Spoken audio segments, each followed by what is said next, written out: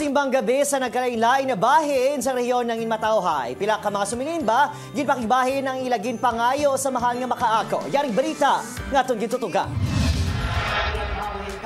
Napuno sang sumilimba ang San Jose Placer Church sa pagtambong sang simbang gabi.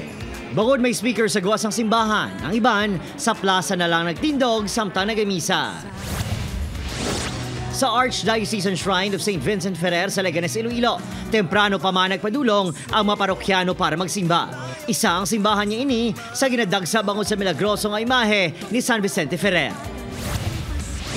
Ang mga kapisnon, nagtililipon man sa Immaculate Conception Metropolitan Cathedral sa siyudad sang Rojas.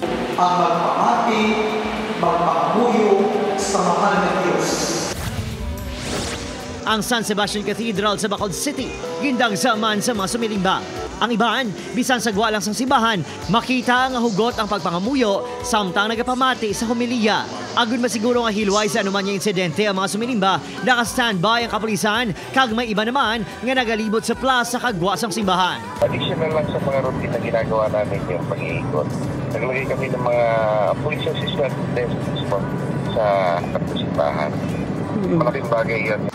Hugot, nga ginapahanumdom sa mga sumilimba nga hindi gihapon magpakampante, kag kung mahimo, maging simple lang.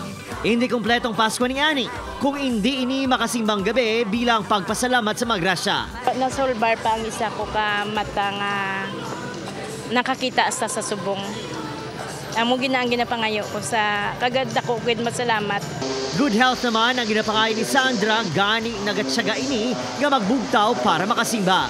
Padayon kita bisan damo na nagtuman nga wish, pasalamat naman kita ya subong. Ma-bless ang aton nga mga obra, matagang kasi sang good health para long life.